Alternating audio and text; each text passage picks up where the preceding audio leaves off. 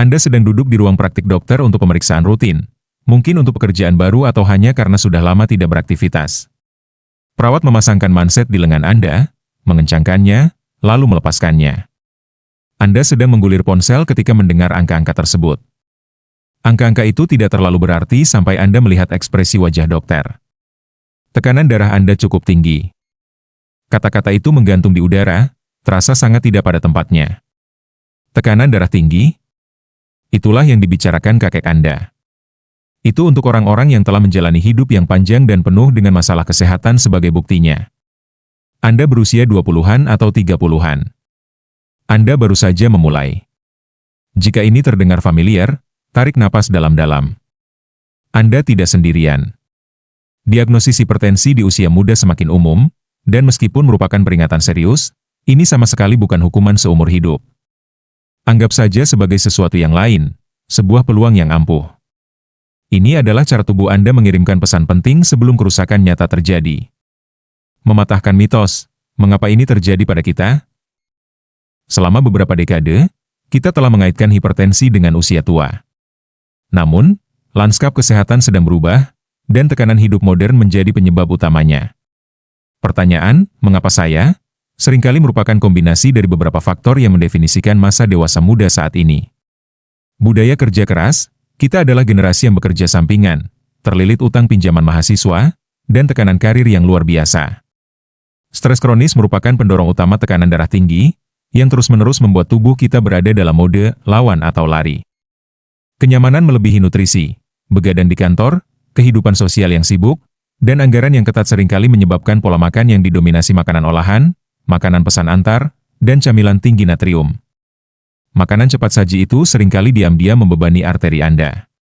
Lebih banyak duduk, lebih sedikit langkah. Bagi banyak dari kita, pekerjaan kita cenderung tidak banyak bergerak, dan relaksasi kita melibatkan duduk. Kurangnya aktivitas fisik yang konsisten ini berarti sistem kardiovaskular kita tidak mendapatkan latihan yang dibutuhkan untuk tetap kuat dan efisien. Krisis kurang tidur. Apakah Anda bertahan hidup hanya dengan tidur 5-6 jam? Kurang tidur tidak hanya membuat Anda lelah, tetapi juga mengganggu hormon yang mengatur stres dan metabolisme, yang secara langsung memengaruhi tekanan darah Anda. Genetika. Terkadang, hal itu memang sudah ada.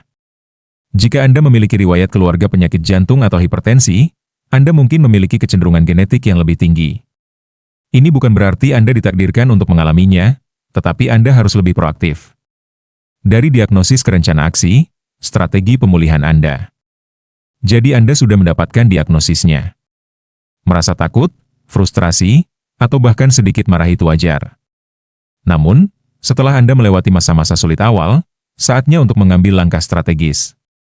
Keuntungan luar biasa yang Anda miliki adalah waktu. Dengan melakukan perubahan sekarang, Anda dapat melindungi jantung, otak, dan ginjal Anda selama beberapa dekade mendatang. Ini rencana Anda. Jangan mencoba melakukan semuanya sekaligus. Pilih satu atau dua dan kembangkan dari sana. 1. Jadilah mitra dokter Anda. Ini bukan diagnosis pasif. Jadilah partisipan aktif dalam kesehatan Anda. Ajukan pertanyaan. Apa arti angka-angka ini? Apa pro dan kontra pengobatan untuk seseorang seusia saya? Perubahan gaya hidup apa yang akan memberikan dampak terbesar? Dokter Anda adalah rekan tim terpenting Anda. Jika mereka meresepkan obat, minumlah sesuai petunjuk. Ini adalah alat untuk membawa Anda ke kondisi dasar yang aman sementara Anda mengerjakan hal-hal lainnya. 2. Jadilah detektif makanan. Anda tidak perlu diet radikal yang menyedot kegembiraan. Anda hanya perlu berhati-hati. Penjahat terbesar seringkali adalah natrium yang tersembunyi. Mulailah membaca label pada semua hal. Roti, saus, sup kalengan, makanan beku. Anda akan terkejut. Alih-alih memberi garam pada makanan saat dimasak, gunakan herba, rempah-rempah, bawang putih, atau perasan lemon untuk menambah rasa. Beri sedikit garam di meja makan jika perlu. Masak satu porsi lagi, usahakan memasak satu porsi lebih banyak di rumah per minggu daripada yang Anda lakukan sekarang. Anda akan memiliki kendali penuh atas bahan-bahannya. 3. Temukan gerakan yang tidak Anda benci. Berolahraga lebih banyak adalah nasihat yang buruk. Yang berhasil adalah menemukan aktivitas fisik yang benar-benar Anda sukai, karena itulah yang akan Anda lakukan terus-menerus. Benci gym? Cobalah jalur pendakian. Benci lari? Putar daftar putar dan berdansa di ruang tamu Anda. Butuh motivasi? Bergabunglah dengan liga rekreasi untuk sepak bola, bola voli, atau bahkan kickball. Tujuannya adalah meningkatkan detak jantung Anda selama sekitar 30 menit, hampir setiap hari dalam seminggu. 4. Seriuslah menghilangkan stres. Ini mungkin langkah tersulit dan terpenting. Anda tidak bisa lari dari gaya hidup yang penuh stres. Tetapkan batasan, belajarlah untuk mengatakan tidak. Pulanglah dari kantor pada jam yang wajar. Matikan notifikasi pekerjaan Anda setelah pukul 18. Jadwalkan, tidak melakukan apa-apa. Sisihkan waktu di kalender Anda untuk tidak melakukan hal yang sama sekali tidak produktif. Bacalah buku, dengarkan musik, meditasi. Bicarakan, baik dengan teman, pasangan, atau terapis, memendam stres Anda akan mengurangi dampaknya. 5. Lindungi tidur Anda. Anggap waktu tidur Anda seperti janji penting. Usahakan tidur 7-8 jam setiap malam. Buat rutinitas untuk bersantai, jauhkan layar 1 jam sebelum tidur, bacalah buku, atau lakukan peregangan ringan. Tubuh yang cukup istirahat akan mengurangi stres. Awal yang baru, bukan akhir. Mendapatkan diagnosis hipertensi saat muda terasa seperti sebuah kegagalan. Namun, hal itu tidak harus menjadi penghalang.